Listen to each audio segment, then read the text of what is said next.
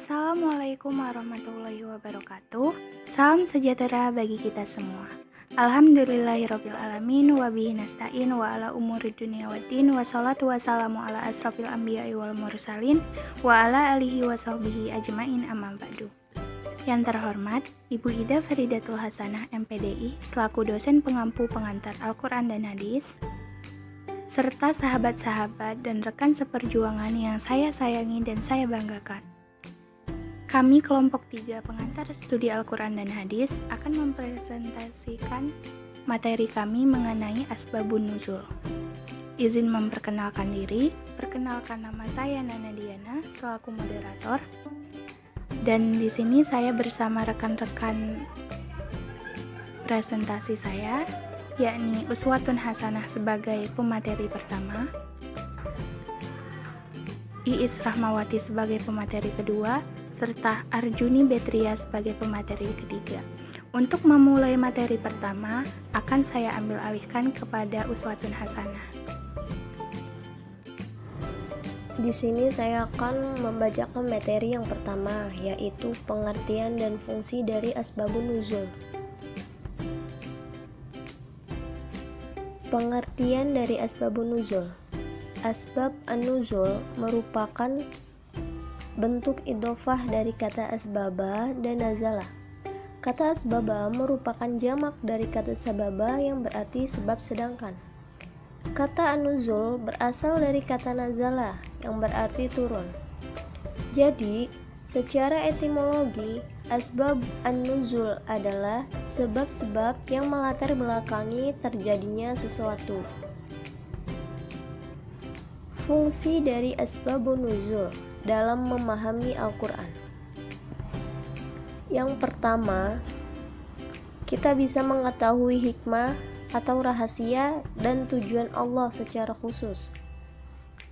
Yang kedua, mengetahui pengecualian hukum terhadap orang yang berpendirian bahwa hukum itu harus dilihat terlebih dahulu dari sebab-sebab khusus. Yang ketiga, mengetahui Asbabun Nuzul adalah cara yang paling kuat dan paling baik dalam memahami pengertian ayat. Yang keempat, pengetahuan dari Asbabun Nuzul membantu kita dalam memahami ayat dan menghindarkan kesulitan. Yang kelima, pengetahuan tentang Asbabun Nuzul dapat menolak dugaan adanya pembatasan dalam ayat yang menurut lahirnya mengandung pembatasan, tetapi yang sebetulnya bukanlah pembatasan. Yang keenam, pengetahuan tentang Asbabun Nuzul itu mengkhususkan hukum pada sebab. Yang ketujuh, dengan mempelajari Asbabun Nuzul, kita dapat mengetahui bahwa sebab turunnya ayat tidak pernah keluar dari hukum yang terkandung dalam hukum tersebut, sekalipun datang yang mengkhususkannya.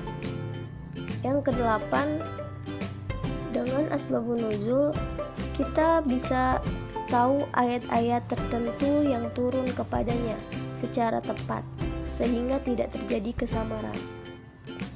Yang terakhir, pengetahuan tentang Asbabun Nuzul akan mempermudah orang-orang yang menghafal Al-Quran. Cara mengetahui Asbabun Nuzul. Asbabun Nuzul tidak bisa diketahui dengan akal atau rasio. Tidak lain mengetahuinya harus berdasarkan riwayat yang sahih dan didengar langsung oleh orang-orang yang mengetahui turunnya Al-Quran. Orang-orang yang memahami tentang Asbabun Nuzul lalu mereka menelitinya dengan cermat dan baik dari kalangan sahabat atau lainnya, dengan syarat pengetahuan mereka diperoleh dari ulama-ulama yang dapat dipercaya. Salah satu cara untuk mengetahui Asbabun Nuzul berupa riwayat yang sahih adalah apabila perawi sendiri menyatakan lafal yang tegas dalam nas, ini merupakan nas yang nyata. Sebab-sebab turunnya ayat Asbabun Nuzul. Mengutip pengertian dari Subi Al-Sali, kita dapat mengetahui bahwa Asbabun Nuzul ada kalanya berbentuk peristiwa atau juga berupa pernyataan. Kemudian, asbabun nuzul yang berupa peristiwa itu sendiri terbagi menjadi 3 macam.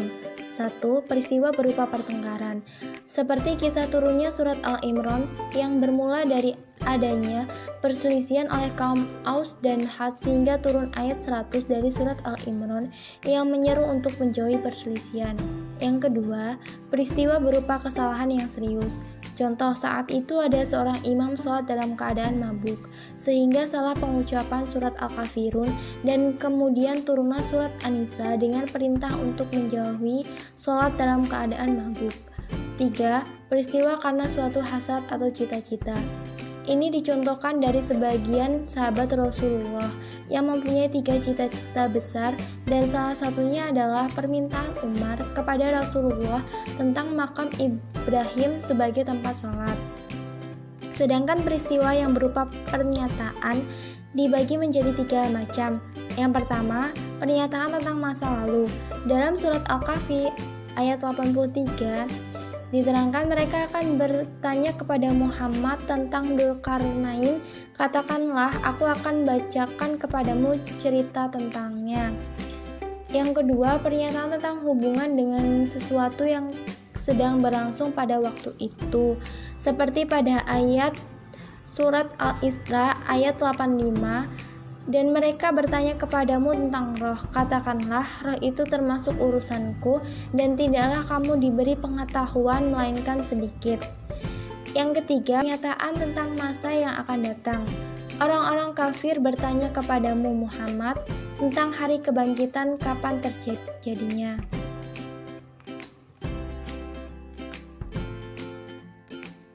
Beberapa pandangan ulama tentang asbabun nuzul. Para ulama tidak sepakat mengenai asbabun nuzul. Mayoritas ulama tidak memberikan keistimewaan khusus kepada ayat-ayat yang mempunyai riwayat asbabun nuzul, karena yang terpenting tertera dengan redaksi ayat. Sebaliknya, adapun para kaum jumhur ulama yang menekankan pada pentingnya riwayat asbabun nuzul dengan memberikan contoh Al-Quran surat Al-Baqarah ayat 115. Jika hanya berpegang pada redaksi suatu ayat, maka hukum yang dipahami dari ayat tersebut adalah tidak wajib menghadap kiblat pada waktu sholat, dalam keadaan musyafir ataupun tidak. Tetapi persoalannya, tidak semua ayat Al-Quran mempunyai asbabun nuzul, jumlahnya sangat terbatas. Sebagian di antaranya tidak sahih, ditambah kadang-kadang satu ayat mempunyai 2 atau lebih riwayat asbabun nuzul. Beberapa contoh ayat yang mempunyai asbabun nuzul. Yang pertama, surat An-Nisa ayat 51 yang artinya, apakah kamu tidak memperhatikan orang-orang yang diberi kebahagiaan dari bahal kitab? Mereka percaya kepada Jib dan Taghut dan mengatakan kepada orang-orang musyrik Mekah bahwa mereka itu lebih besar jalannya dari orang-orang yang beriman. Yang kedua, surat Al-Maidah ayat 93 yang artinya, tidak ada dosa bagi orang-orang yang beriman dan mengerjakan amalan yang soleh, karena memakan yang telah mereka makan dahulu, apabila mereka bertakwa dan berbuat kebajikan, dan Allah menyukai orang-orang yang berbuat kebajikan. Mungkin sekian presentasi dari kami. Mohon maaf jika ada kekurangan. Saya akhiri. Wassalamualaikum warahmatullahi wabarakatuh. Jangan lupa like, komen, dan subscribe ya.